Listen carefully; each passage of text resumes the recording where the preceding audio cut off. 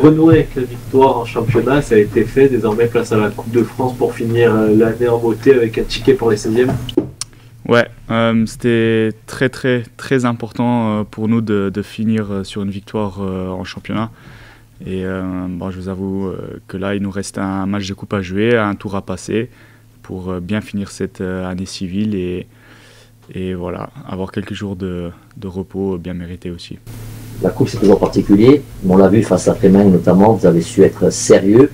Ça va être un petit peu le même type de match face à une équipe hiérarchiquement inférieure. Comment on aborde une rencontre comme ça ? Ouais, c'est différent. C'est vrai que la coupe, ça reste toujours une compétition particulière. À Frémin, je n'étais pas avec lors du déplacement comme j'étais en sélection. Mais c'est toujours des matchs très compliqués. Des équipes qui nous attendent, qui veulent jouer leur chance sur quelques ballons. Donc il ne faut pas se mettre en danger inutilement. Il faut être sérieux, pro et aborder le match comme un match de Ligue 2.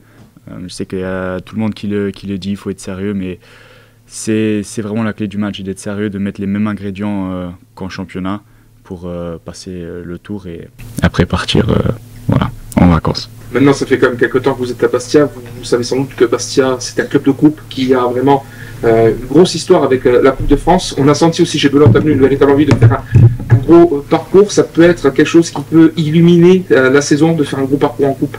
Oui, depuis que moi je suis arrivé au club, une fois on est sorti contre Lorient, je ne sais plus quel tour c'était. L'année dernière, on sort contre Lyon, la Duchère. Au premier tour où on entre en coupe, donc j'ai un petit peu vécu les deux. Je sais que le coach, la Coupe de France est très importante pour lui. Après dans le groupe, c'est la moitié ils veulent passer pour aller loin, les autres veulent tirer des grosses équipes pour avoir un match de gala ici à Foriane. Donc voilà, au sein de l'équipe, lors du tirage, les uns ils voulaient passer, avoir des petites équipes, les autres voulaient avoir des gros.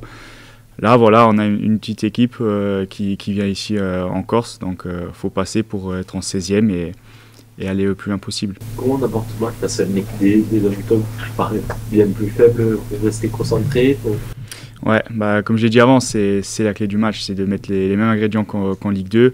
Je vous avoue qu'on ne les a pas analysés encore, je ne sais pas si on a des images d'eux, leur façon un petit peu de jouer, de fonctionner. Après, c'est toujours la même chose, ils vont nous essayer de nous attendre assez bas pour nous contrer, peut-être jouer des ballons de corner, de CPA et tout ça. Donc voilà, c'est toujours un peu particulier et il faut surtout pas se mettre en danger inutilement et voilà, faire comme si c'était un match de Ligue 2. Prendre peut-être aussi un peu son temps, parce qu'on sait que depuis quelques années, la réforme de la compétition, il n'y a plus de prolongation. En général, on savait que quand les équipes niveau inférieur ou amateur arrivaient à aller en prolongation, elles cédaient. Là, cette fois, c'est fini. Est-ce qu'il y a aussi une temporalité différente à aborder, peut-être un sentiment de ne pas paniquer? Quand on a vu Frémin, vous avez mis quand même le temps à ouvrir le score, mine de rien. Est-ce que là, justement, comme vous disiez, rester concentré, ne pas paniquer face au chronomètre qui avance, c'est pas aussi l'une des clés de ce match? Oui, on l'a évoqué aussi avant le match de Nancy, par exemple. Parce qu'à Frémin, comme je dis, j'étais pas avec le groupe, je peux rien en dire, mais Nancy c'était ça aussi. On a dit qu'on était à huis clos, que peut-être ça va être un match où le rythme, ça sera difficile de mettre le rythme, il n'y aura pas de supporters, il faudra faire le rythme nous-mêmes et surtout pas nous mettre en danger. Et voilà, contre Nancy, on a eu l'avantage qu'on a eu un penalty très rapide, je pense que c'était à la 8e ou 9e minute. Donc ça nous a facilité le match, c'est vrai, et que plus que le match, en fait, les minutes y découlent et qu'on reste à 0-0, il ne faut pas paniquer, il ne faut pas trop s'ouvrir et perdre l'équilibre. C'est toujours cette notion d'équilibre contre les équipes comme ça veut dire d'aller pour marquer, d'envoyer des joueurs offensivement pour marquer, mais surtout pas perdre l'équilibre. Et on ne sait jamais, un match de foot, ça dure 90 minutes, peut-être on marque à la 85e, peut-être on marque à la 90e, et surtout... pas paniquer, c'est toujours, on va dire, la clé d'un match de Coupe de France. C'est de ne pas se mettre, comme je l'ai dit, en danger inutilement, perdre l'équilibre et trop d'aller vers l'avant en oubliant à faire notre travail défensif. Et ça va être les clés du match demain soir. Et je pense que le coach, il nous a préparé à ça. Il nous prépare un petit peu différemment pour la Coupe qu'en championnat parce que c'est plus particulier. Donc voilà, on essaie d'aborder le match de cette façon. Coach, bonjour. Bonjour. Florent Bonner, qui vous a précédé, nous a confié que vous préparez les matchs de coupe différemment de ceux du championnat. Est-ce que vous pourriez peut-être rentrer un peu plus dans le détail? Différemment. Ce qui diffère beaucoup, c'est le manque d'image des adversaires. Voilà, c'est ce qui nous manque. Après, sur les 3 matchs, c'était un peu différent. Les dynamiques étaient un peu différentes. Sur Nancy, on avait des images, mais au fur et à mesure que la semaine avançait, on savait que Nancy allait venir avec que le coach allait faire tourner. Donc par rapport à ça, ça a changé. Sur Frémin, on avait travaillé physiquement aussi par rapport à l'adversité qu'on aurait eu contre Frémin sur une intensité moindre. Et puis là, on a quand même un peu ralenti. Les joueurs sont fatigués, mais on a préparé le match très sérieusement quand même. Je ne sais pas ce qu'il vous a dit Flo, mais on s'est quand même bien entraîné. On sait que la coupe vous tient à cœur, vous l'avez dit à plusieurs reprises. De quelle manière cela peut-il bonifier une saison? Dans quelle manière cela peut-il vous aider pour le championnat? Ça donne de la confiance, ça donne des matchs en plus, ça peut permettre à des joueurs de jouer. C'est toujours important pour une dynamique. Et puis c'est des émotions. Si demain on fait un parcours, si demain on prend un gros club à Fourviane, c'est des émotions pour tout le monde. Et c'est très très important pour nous de passer demain. Vous avez parlé de joueurs fatigués, ça veut dire que demain on peut s'attendre à peut-être un remaniement, à voir certains joueurs qui avaient fait ou pas joué depuis le début de saison titulaire. Oh, il y aura une petite évolution par rapport à la semaine dernière, mais on va pas changer, on va pas faire totalement tourner. Voilà, l'idée c'est de redonner un peu de temps de jeu par rapport à ceux qui ont moins joué la semaine dernière, pour que plus ou moins tout le monde soit opérationnel au niveau du temps de jeu par rapport à Grenoble qui arrive vite.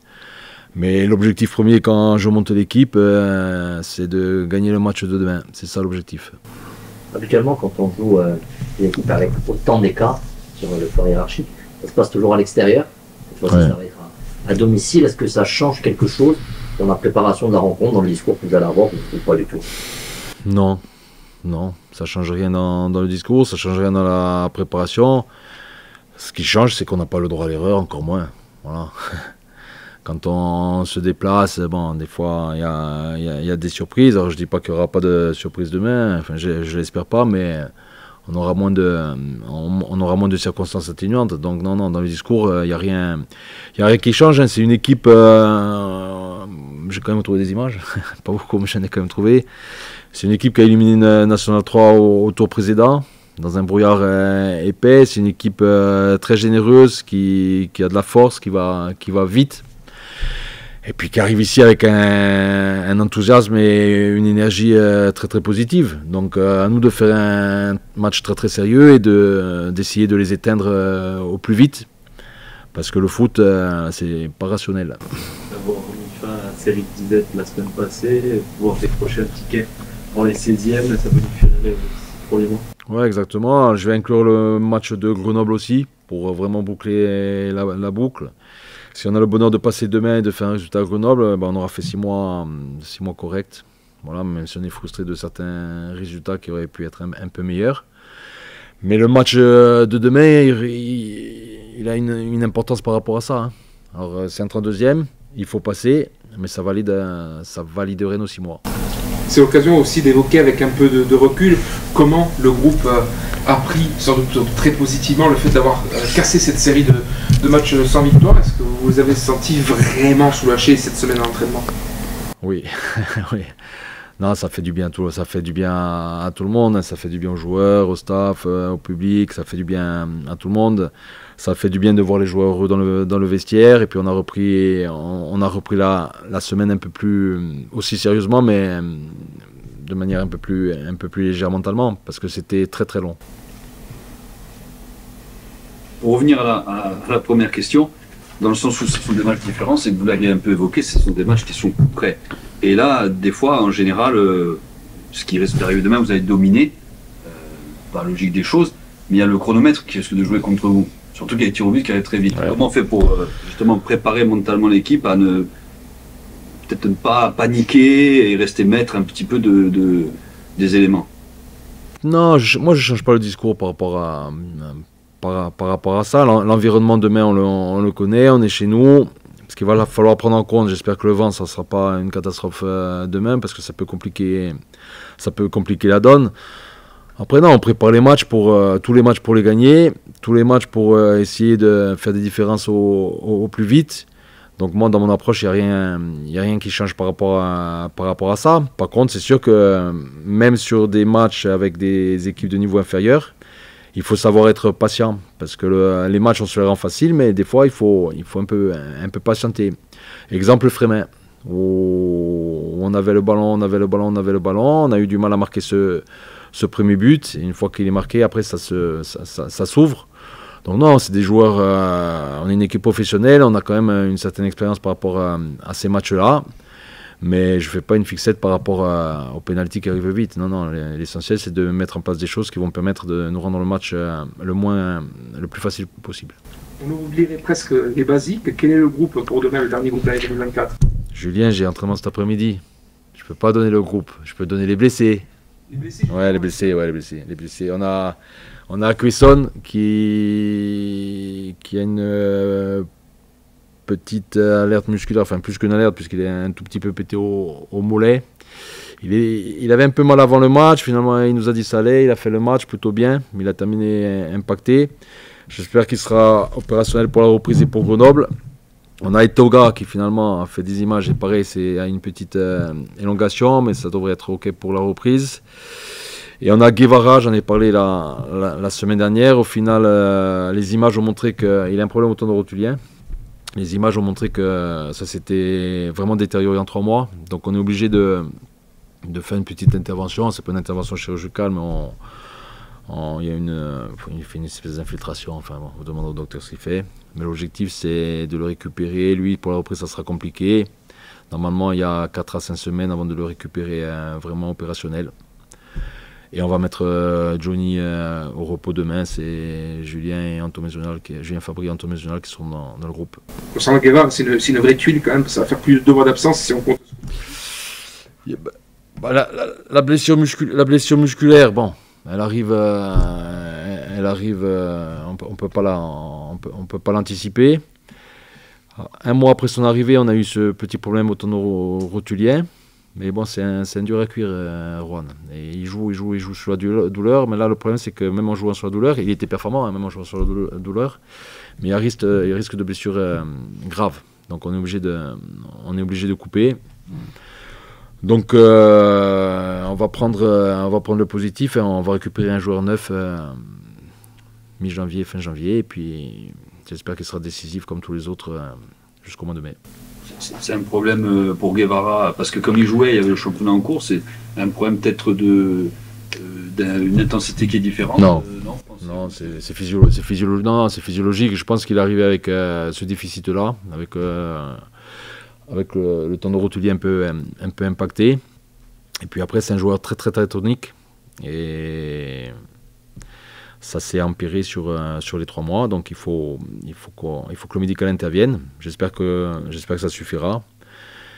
Il n'y a pas de raison, hein, et il part à Marseille demain.